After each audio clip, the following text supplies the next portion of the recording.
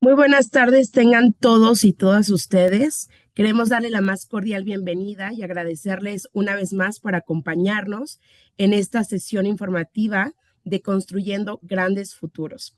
Ha sido un espacio creado para las familias con temas claves para cada etapa de la vida. Así que estamos por comenzar. Esta es nuestra tercera llamada y les pedimos por favor que tomen asiento, puedan ir anotando lo que vamos a exponer en esta sesión. Y antes que nada queremos mencionarles y recordarles que en Mexicana de Becas creemos que construir el futuro de los hijos no solo se trata de ahorrar o planear financieramente, también implica tomar mejores decisiones y mantenerse informado especialmente en el crecimiento y el desarrollo de los más pequeños de nuestra casa. Y justamente partiendo de este tema, hoy hablaremos de algo fundamental en esta sesión informativa centrada en un esquema de sector salud aplicado a pediatría y a la atención infantil. Se explicará en esta sesión el uso y la importancia de las vacunas complementarias en los niños para prevenir enfermedades a futuro. También se orientará a padres y cuidadores en cómo acceder a estos servicios y mantenerse actualizados en este esquema de vacunación. Hoy, Mexicana de Becas se encuentra entusiasmada en contar con la participación de uno de nuestros aliados estratégicos, el Hospital Polar San José, para profundizar en este tema y además de contar con la participación del doctor Alfredo de la Fuente, director médico del Hospital Polar San José. Él ha trabajado con más de 16 años de experiencia profesional en los sectores naval militar y ha liderado la expansión y el crecimiento de diversos grupos hospitalarios. Esperamos que en esta sesión disfruten mucho de esta sesión informativa y que puedan escribirnos en el chat todas las dudas en la sección de preguntas y respuestas que tendremos al finalizar. Así que bienvenidos y gracias por acompañarnos. Doctor Alfredo, el espacio y el tiempo son todos suyos.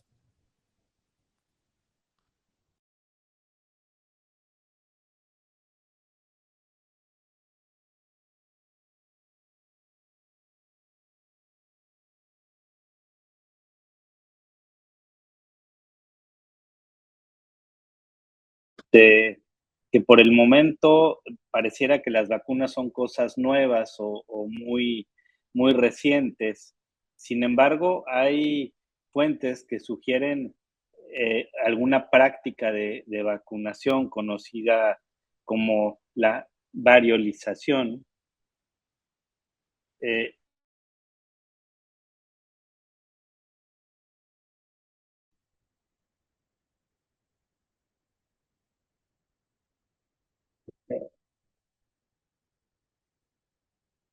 sí, sí se escucha, perdón.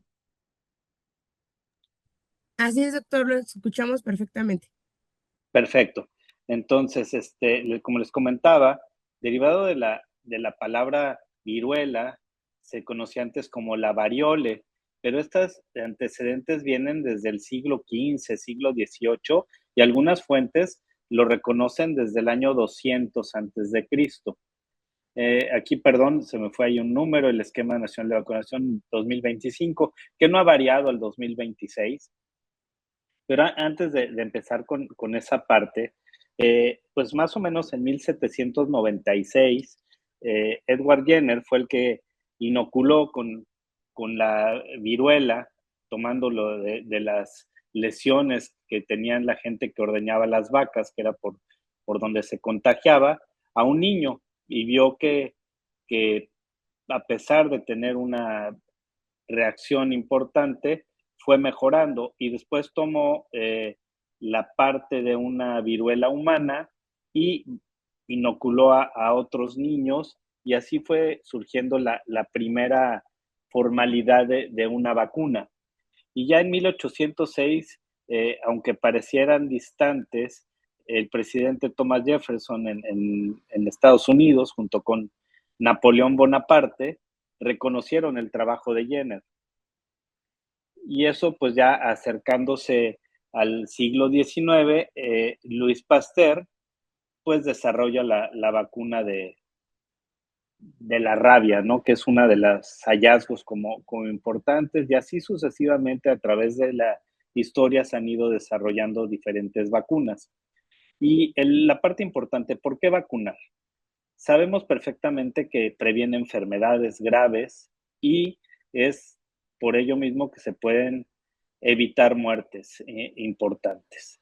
Disminuye las consecuencias de hospitalización por este tipo de enfermedades. Ahora recientemente vimos casos de sarampión que ya en adultos jóvenes, gente de 30, 35 años con cuadros de sarampión graves, gente que no se vacunó en su momento y especialmente pues evitan secuelas por este tipo de enfermedades. Las vacunas, al ir conviviendo las personas, se genera lo que conocemos como inmunidad colectiva o inmunidad en rebaño. Y eso es a medida que pues convivimos, nos compartimos de alguna manera al platicar gérmenes, al convivir, y eso hace que vayamos teniendo esta inmunidad colectiva. Y algo bien importante, los costos médicos de la vacunación se reducen importantes al no tener que hospitalizar a estas personas con gente muy pues contagiada, con secuelas importantes, con cuadros graves de alguna enfermedad.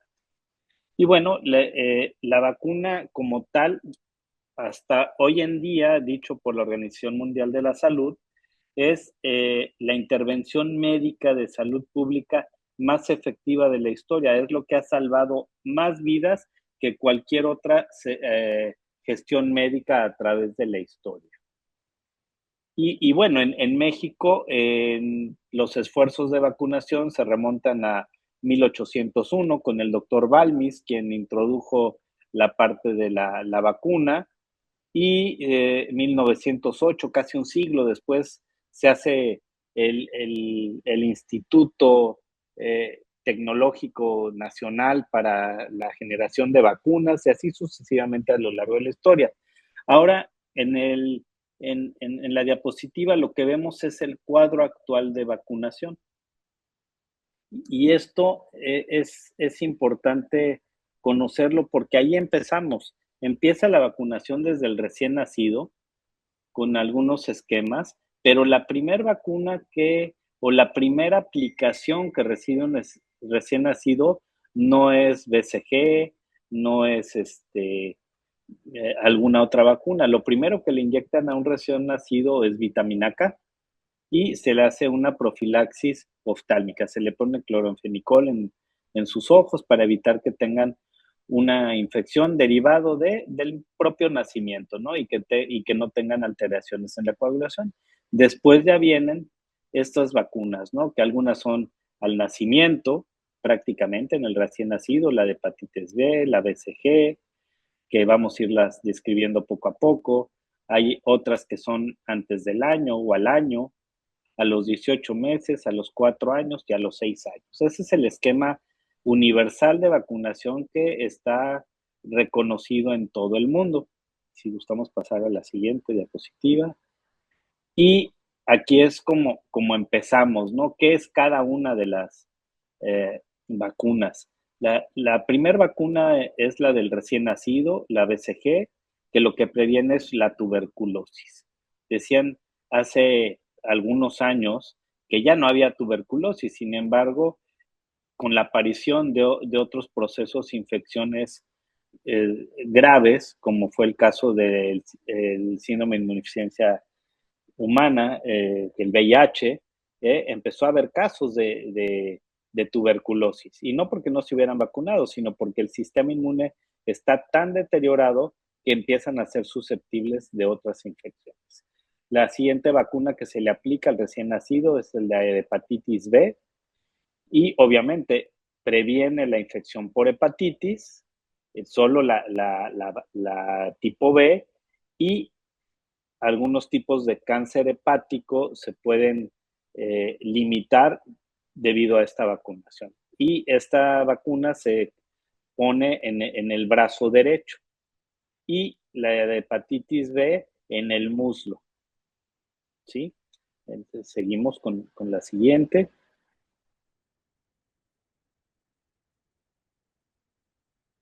En los menores de 1 año, a los 2 meses vienen otras vacunas. Antes era la pentavalente, hoy en día la hexavalente tiene participación en 6 enfermedades infecciosas, rotavirus y neumococo. Ahí empezamos con la cuestión de la prevención pulmonar. Los rotavirus en los lactantes suelen ser una infección frecuente y esta es una de las formas de evitarla. A los 4 meses se hace un refuerzo de estas vacunas y a los 6 meses nuevamente y se pone la primera de influenza. Recordemos que una de las grandes aportaciones en la historia de la medicina fue el contractar la gripe aviar y eso fue históricamente lo más grave con la famosa gripe española, por ahí de la Guerra Civil Española. Ahí es donde se propició mucho esto y gracias a estas vacunas se han ido limitando. Esta también se pone en el muslo y es vía intramuscular, ¿sí?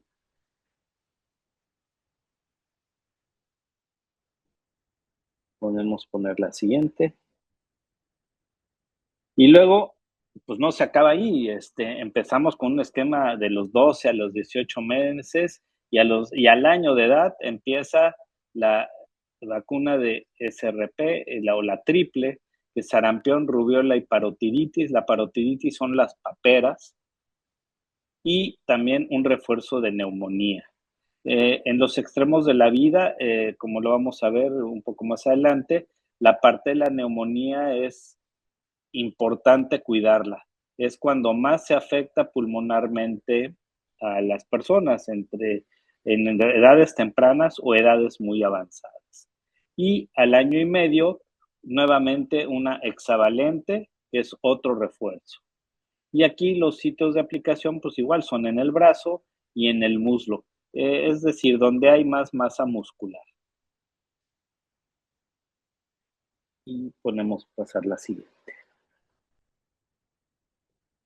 De los 4 a los 6 años es importante cubrirnos con eh, difteria, tosferina, tétanos. ¿A qué se debe esta edad? Esta edad es porque los pequeños ya a esa edad ya están explorando, ya pasaron por gatear, por una etapa que es mano-boca, pie-mano-boca, todo se meten a la boca, todo lo que agarran, se chupan el pie, se chupan la manita, y ahí es donde se puede haber esta contaminación, tanto cuestiones gastrointestinales que son frecuentes, que recordemos ahí los rotavirus son los que participan de mayor manera y pues ya viene en una etapa previa vacunado. Sin embargo, ahí es donde se empiezan a lesionar los deditos, empiezan a compartir con compañeros en el kinder o en el maternal, en casas cunas, en guarderías, donde están expuestos. Y ahí también el estar conviviendo con otros pequeños, pues va generando esa inmunidad. Pero la inmunidad únicamente se genera si todos van siendo vacunados. Y el que no ha sido vacunado de alguna manera va adquiriendo cierta protección al convivir.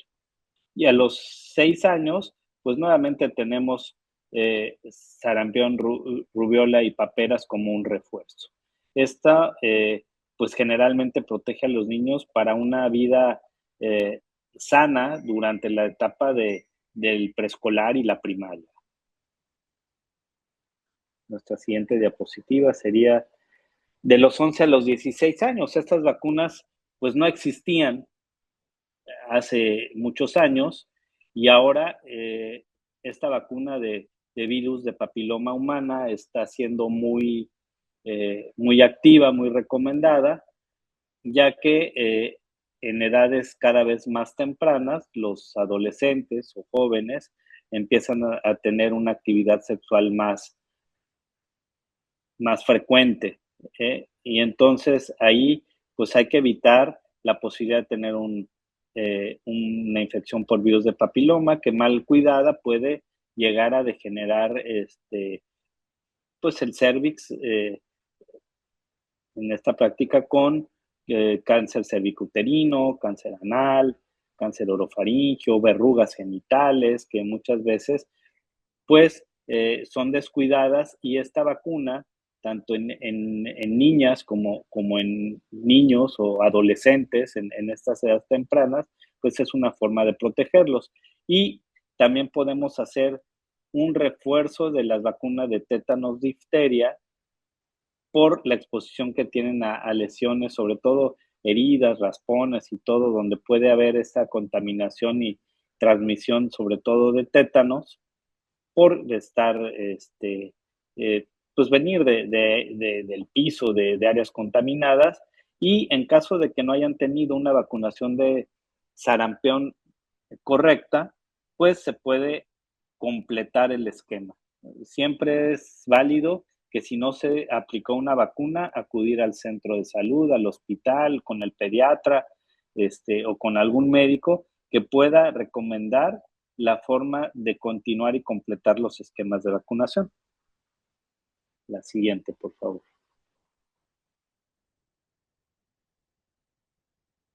En una etapa importante de la mujer, sobre todo, eh, se puede hacer vacunación previendo tétanos, difteria y tosferina. Eh, Algunos ginecólogos, algunos obstetras lo recomiendan, otros no. Sin embargo, es una buena práctica hacerlo a partir de la semana 20 del embarazo. Esto no solo protege a la mamá, sino también de alguna manera esto traspasa al bebé que viene en camino y le va dando cierta inmunidad. Recordemos que el producto del embarazo se alimenta a través del cordón umbilical de los nutrientes de la madre. La madre es la que le está pasando. Entonces, todo esto que aplicamos y todo lo que tomamos llega a pasar a través de la barrera placentaria hacia el bebé, y este se va nutriendo y protegiendo poco a poco, va desarrollando poco a poco estas defensas. Entonces, pues protegemos a ambos y le damos mejores oportunidades de solventar complicaciones al nacimiento. Nuestra siguiente. Y en los adultos, bueno, recientemente creo que todos tuvimos de alguna manera, y algunos de manera mucho más intensa, los que trabajamos en el sector salud, la parte del COVID, pero hay muchas otras vacunas que, de acuerdo a las actividades de cada quien, sobre todo quienes trabajan en la construcción, en fábricas, hacen trabajos manuales, practican deportes, el refuerzo de tétanos es importante. El SR, que el sarampión, ahora de 20 a 39 años, aquellos trabajadores del sector salud, todos fuimos vacunados nuevamente, a pesar de tener o no esquemas completos. Nosotros, la de hepatitis B, para nosotros es obligado anualmente, y la parte de la influenza de tipo anual, y recordemos que no siempre es la misma vacuna, sino que esta vacuna se va modificando año con año de acuerdo a la investigación de las cepas que están presentes y que pudieran tener cambios para generar una infección por influenza. Entonces, año con año se va modificando ligeramente esta vacuna, y por eso es importante seguirla, eh, eh, pues, teniendo, ¿no? Eso es muy, muy importante. Y, y bueno, tenemos otras vacunas, los perdí un poquito, me gusta pasar la siguiente diapositiva.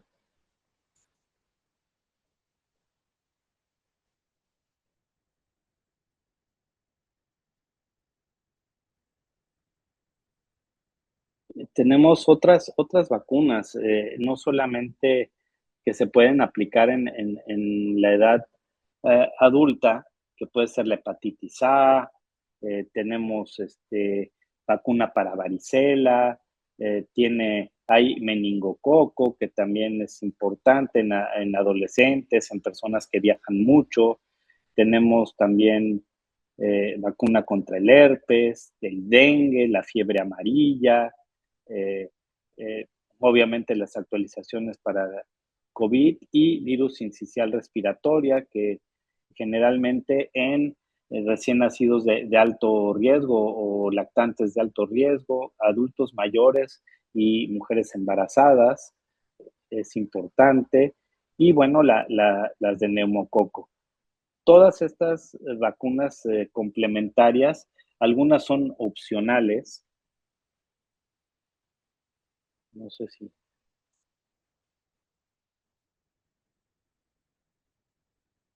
no sé si me escuchan, perdón, que yo como que los perdí. Sí, doctor, aquí estamos presentes. Ah, ok, perfecto. Y estamos, y es muy, muy, muy importante que veamos todas estas vacunas complementarias acorde a las actividades que tenemos. En los adultos mayores, la influenza, el neumococo, quizá no tanto la de tétanos, pero influenza y neumococo es casi obligada en estos tiempos. Los cambios importantes en el clima eh, hacen que estos virus se puedan transmitir. Y también una de las cosas que hace o que provocó que la pandemia fuera tan importante con la cuestión del COVID es las comunicaciones que tenemos hoy en día. Es muy fácil viajar en el mundo hoy y una persona enferma fácilmente puede transmitir o servir de vector para llevar la enfermedad hacia otros puntos. En la siguiente diapositiva, bueno, pues tenemos también los sitios anatómicos de aplicación de las vacunas, como decíamos, en las caras eh, externas de los muslos, en el brazo, eh, que es ahí en región cercana al hombro. Y, y bueno, tenemos una última diapositivas con recomendaciones de las complementarias que ya les comentaba yo, herpes, meningococo, fiebre amarilla, sobre todo viajeros que van a zonas pues como el canal de Panamá, Asia, África, que es donde luego las piden. Hoy en día también una vacuna pues que se está tratando de generar es la del ébola, que en esta variante que está hoy en día no se está pudiendo combatir con la original. Y pues las consecuencias de no vacunarse, que es lo que realmente nos preocupa a todos como médicos, como sector salud, como papás, es que nuestros hijos se enfermen y que a raíz de esa enfermedad la consecuencia pudiera ser grave. Recordemos que la vacuna no evita al 100% la enfermedad, pero que si se llegara a presentar, esta va a ser en una forma mucho más amigable. Entonces, evitemos, por favor, pues, eh, enviar a nuestros hijos cuando están enfermos a escuelas, actividades donde puedan transmitir la enfermedad, así sea un simple resfriado, y evitemos con la vacunación esto que nos puede llevar a hospitalizaciones por una enfermedad grave, a la discapacidad permanente por alguna cuestión. Eh, las frecuentes hoy en día que no vemos afortunadamente mucho, pero por ejemplo el sarampión puede afectar mucho el oído y puede haber sordera, puede haber daños neurológicos importantes en diferentes eh, enfermedades como la polio, que afortunadamente ya no la vemos mucho, algunas eh, eh, infecciones como las del virus de papiloma humano maltratados pueden llevar a provocar infertilidad en nuestros jóvenes cuando deseen en algún momento tener familia el poderse desarrollar hacia un cáncer asociado al virus de papiloma humano no, y evidentemente en casos graves o donde no podemos acudir a tiempo o rescatar a tiempo, pues puede haber algún fallecimiento no deseado en este caso. Pues esto es lo que nos avisa de las vacunas, es lo que tenemos hoy en día. Hay que tener confianza en la investigación. Durante el COVID hubo pues controversia de que si la vacuna había sido generada muy rápido o no. Sin embargo, yo les podría decir que hasta la vacuna más cuestionada llevó todo un proceso y la tecnología hoy en día pues no es como en los 1800, 1910, por ahí que empezaron a hacerse vacunas como más formalmente. Hoy la tecnología nos permite a través de la biología molecular generar cuestiones mucho más rápidas y optar por estas opciones mucho más rápido. Aquí tenemos un ejemplo también en la diapositiva de complicaciones del sarampión, neumonía, encefalitis, ceguera, lo cual sería muy penoso por la falta de una vacuna, perder la vista. Y pues, ¿con qué hacer, no? La recomendación siempre es revisar la cartilla nacional de salud, tenerla a la mano. Hoy es muy fácil tenerla, inclusive digitalmente para llevar un seguimiento. En todo el sector salud debiera existir suficiente vacuna para aplicar a la población. Aplicarse la dosis faltante siempre es recomendable. Anteriormente se decía que si ya se te había pasado una vacuna, pues ya ni modo, siempre hay que continuar el esquema y tratar de completarlo. Y pues yo concluiría con que es una realidad hoy en día que la vacunación salva vidas, previene brotes de tipo epidémico, es evitar que una gran población se contagie y esto afecte, pues no solo a la vida familiar, laboral, social, inclusive el movimiento económico de ciudades, de países enteros. Protege mucho a las personas vulnerables. Las personas vulnerables son aquellas, para que lo entendamos, los que están en los extremos de la vida, o muy jóvenes, o ya adultos muy mayores, o con alguna condición especial como enfermedades reumatológicas, síndromes diferentes, que afortunadamente son los menos, pero que son personas que conviven con una condición diferente y que los puede hacer más susceptible a la enfermedad. Y pues no solamente es responsabilidad de la persona, y eso es algo que yo quisiera dejar muy claro, es responsabilidad de cada uno de nosotros, pero también de la colectividad, el tratar de difundir que la vacunación es para protegernos y pues lo que nos va a llevar a tener un futuro con mayor serenidad y tranquilidad ante enfermedades que pues antes no se veían, por algún tiempo se están volviendo a ver por grupos que han decidido ir en contra de la vacunación. Se respeta la posición, sin embargo, sabemos que no es la más favorable y pues el difundir que la gente se vacune, acudir cuando hay campañas, escuchar, documentarse, preguntar en el servicio médico, en el hospital estamos, por supuesto, para servirles y orientarlos lo mejor posible hacia afuera. Y recordemos que la vacuna es un seguro contra ciertas enfermedades que hoy por hoy ya no deberíamos tener en el mundo actual.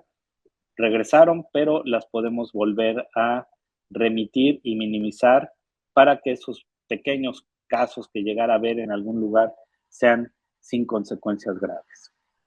Eso sería mi presentación y abierto a preguntas, por favor.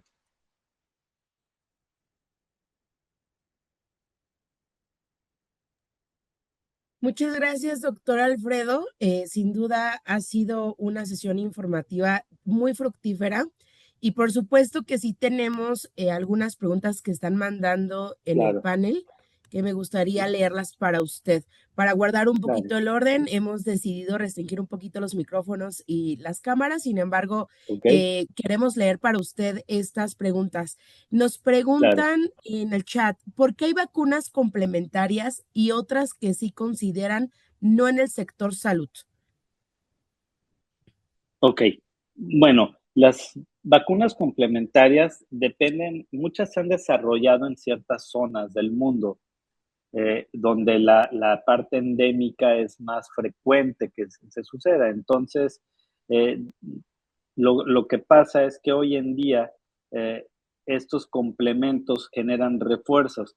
La inmunidad no se alcanza totalmente desde una primera dosis y las dosis son pequeñas. Las vacunas se generan eh, anteriormente eran en vivo, virus vivos, los que se inyectaban, ahora son virus muertos atenuados o virus vivos atenuados, pero las dosis para no generar una enfermedad, sino más bien generar o provocar una respuesta del sistema inmunológico a generar una Sí. defensa, es con dosis muy pequeñas. Entonces, estas dosis se van repitiendo en estos periodos que ya están estudiados para poder llegar a una inmunidad completa.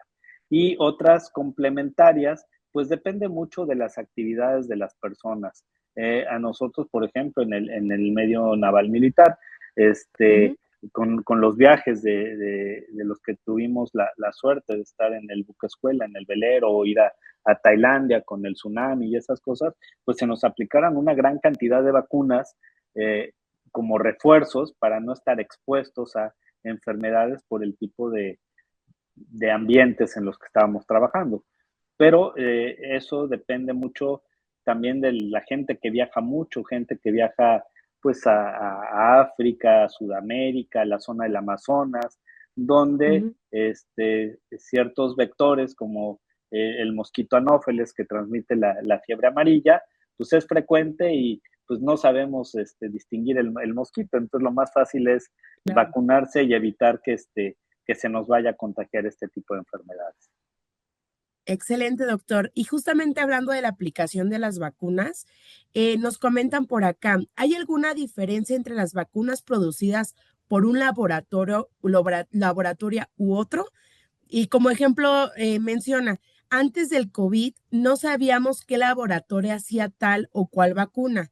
Y justo con esa vacuna de COVID sí se vio mucho esta parte de la diferencia entre laboratorios, ¿no? Entre cuál era más Ujú. efectiva por llevar el nombre de un laboratorio y cuál era menos efectiva por llevar el nombre de otro laboratorio. ¿Usted qué nos dice, doctor? Bueno, las vacunas anteriormente generan, en México por lo menos se generaban a través de el Sistema General de Salud, a través de un laboratorio que se llama RIMSA. Pero Ujú. eh, todas las vacunas cumplen con un proceso de investigación y validación a través de la Secretaría de Salud, la COFEPRIS, la FDA en Estados Unidos y deben cumplir ciertos requisitos de investigación en diferentes etapas. Entonces, realmente el que sea un laboratorio u otro no debería ser tan relevante. Referente a la parte del COVID, lo que generó mucha controversia o polémica fue que no se daban a conocer por algunos laboratorios, sobre todo la vacuna soviética, no compartió de forma oportuna los estudios y los resultados de su investigación. Todas las vacunas de alguna manera se produjeron de una forma muy rápida en laboratorios debido a la tecnología, la biología molecular, pero todas fueron probadas en una población, vamos a decir, piloto de prueba, en donde se documentaron los efectos adversos, las posibles complicaciones, y aunque fue rápido, lo que generó la controversia fue eso, la falta de información sobre algunas, y por eso se divulgó mucho el que si servía o no servía, si era buena o era mala. A fin de cuentas, posteriormente se dieron a conocer todas las publicaciones con validez científica, y todas de alguna manera generan protección. Pero fue más bien esa falta de comunicación en cuanto a la investigación que se había realizado antes de pues sacarla al mercado. Claro. Muy bien, doctor. Por acá tenemos otro comentario que dicen, muchas gracias, doctor. Excelente ponencia. Mi duda es, ¿por qué en el sector salud no aplican, por ejemplo, varicela? Y mencionan otro nombre, lo voy a pronunciar, espero no equivocarme. Sí, Dice meningococo. sí. Ah, ok. Ok, esas dos no están en el acuerdo internacional de vacunación, por eso se llama Cuadro Universal de Salud. Es generalmente opcional, aunque los pediatras a nivel privado suelen muchos recomendarla.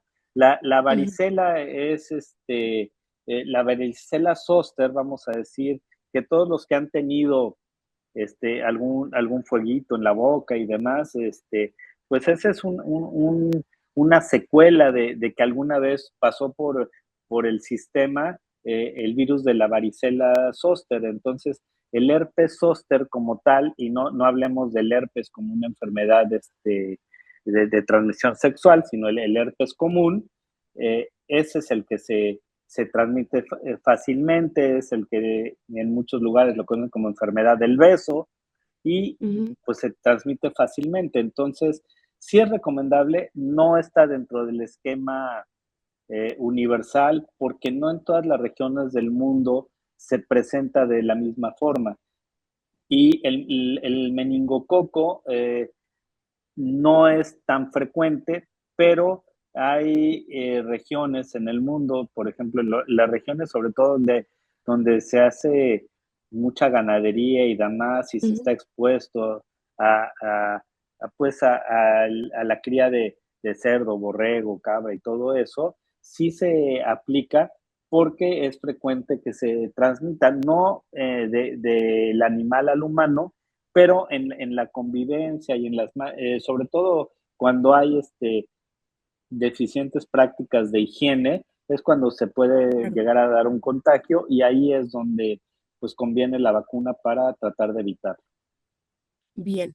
También comentan por acá, doctor, que en el caso de la vacuna del papiloma humano en Ujú. adultos, ¿es recomendable ponerla o solo a los adolescentes antes de que inicien su vida sexual?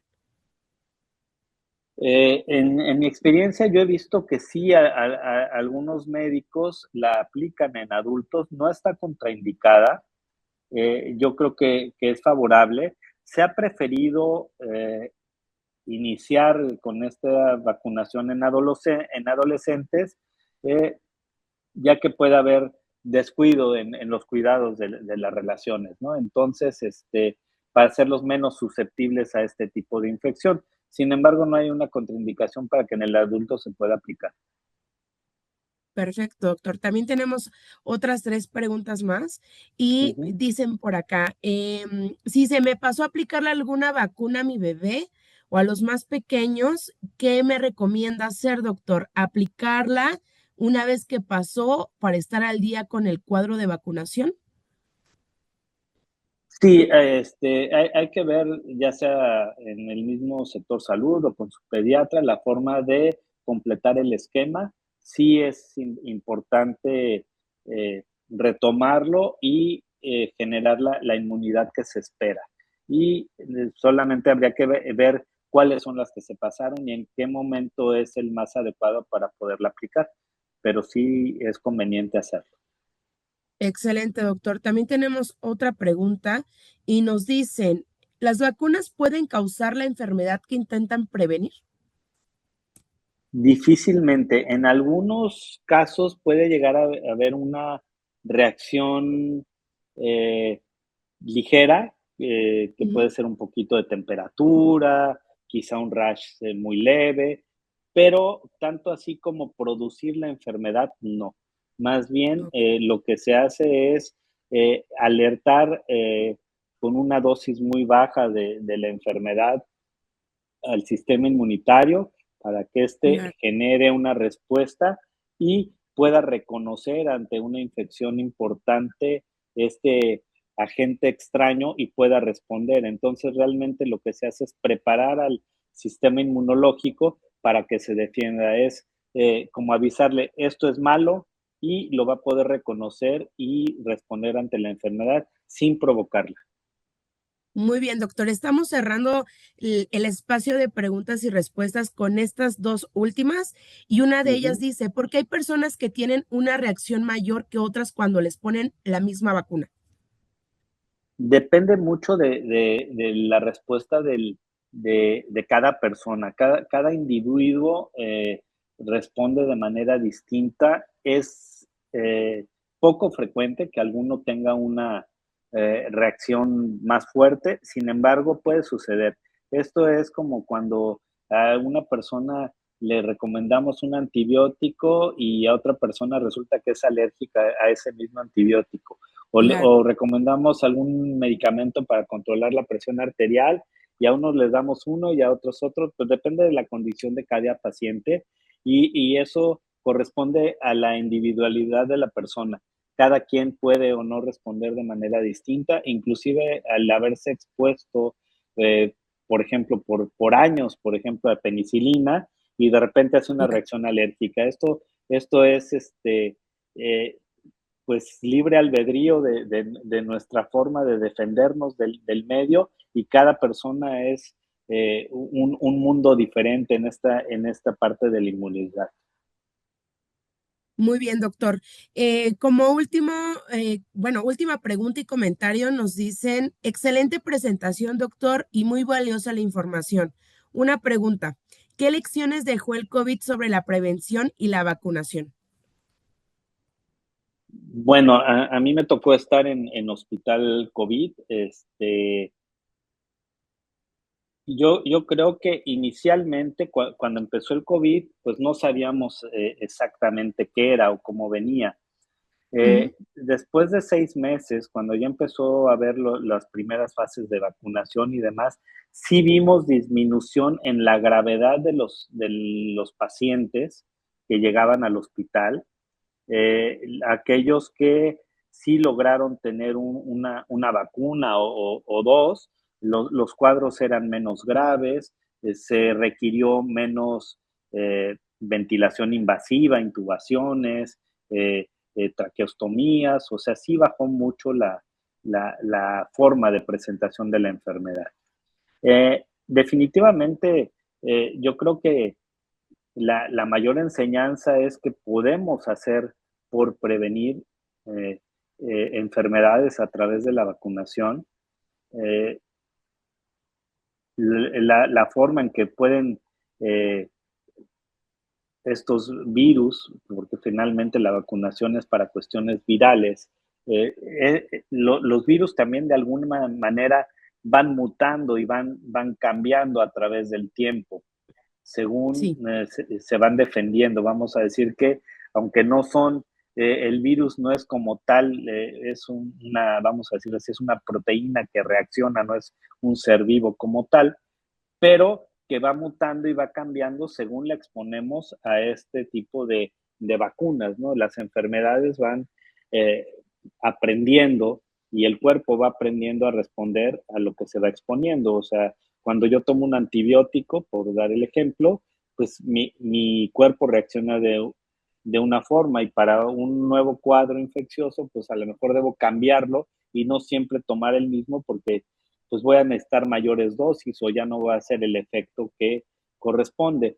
Los virus al ir mutando, lo que pasa es que van aprendiendo, entonces por eso las vacunas y los refuerzos anuales de algunas enfermedades, eh, que son las que nosotros conocemos como enfermedades estacionales, eh, así es. algunas que serán en el invierno, otras más en la primavera y demás. Esas son las que requieren refuerzo. Las otras, afortunadamente, a pesar de este periodo que hubo sin ciertas vacunas y los grupos que no coinciden con esto son pocos y prácticamente están erradicadas, pero queremos seguir con la no presentación de estas o cuadros muy leves y aislados.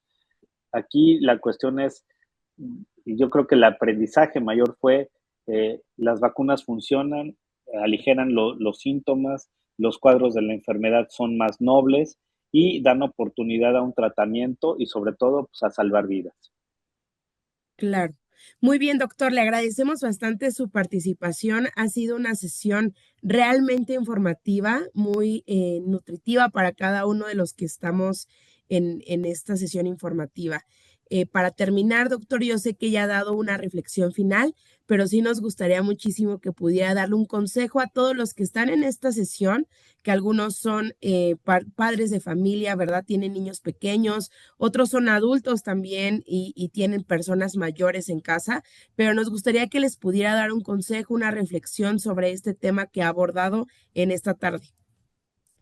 Creo que lo más importante a tomar en cuenta es que todos queremos el bienestar de nuestros seres queridos, de nuestros hijos, de nuestros abuelos, de las personas con las que convivimos y deseamos lo mejor. Entonces yo creo que vale la pena informarse en fuentes correctas, porque hoy en día pues la cuestión de la inteligencia artificial, el Google y demás, que no necesariamente es el documento con la mejor información, nos puede desviar de lo correcto. Entonces yo me acercaría a documentarme con profesionistas del área de la salud y averiguar bien y no tener miedo a protegerse. Realmente es eso, tenemos que irnos protegiendo porque este mundo es muy cambiante, estamos en un Así mundo ya es. muy globalizado y pues es fácil que nos expongamos a cosas que pudieran venir de otro lugar sin intención, por supuesto, pero que vale la pena informarnos, documentarnos y sobre todo cuidarnos y si está a la mano, pues aplicarlo para evitar enfermedades o consecuencias graves a futuro. Muy bien, doctor Alfredo de la Fuente, le agradecemos mucho su participación, el poder compartir con cada uno de nosotros sus conocimientos. Esta sesión está siendo grabada y va a estar circulando además en nuestros medios principales de comunicación en Mexicana de Becas. Para nosotros es muy importante para toda nuestra comunidad y para cada uno de los que forman parte de Mexicana de Becas poder estar informados de manera correcta. Así que es por eso que llevamos a cabo estas sesiones de colaboración. Diseñamos estos espacios para poder informarnos, diseñamos estos espacios para poder cuidarnos y para poder prever el futuro y poder tener una mejor vida saludable. Así que, doctor, muchas gracias por esta participación en colaboración con el Hospital Polar San José. Y bueno, nos estamos viendo en nuestra siguiente sesión informativa de Grandes Futuros. Muchas gracias a todos.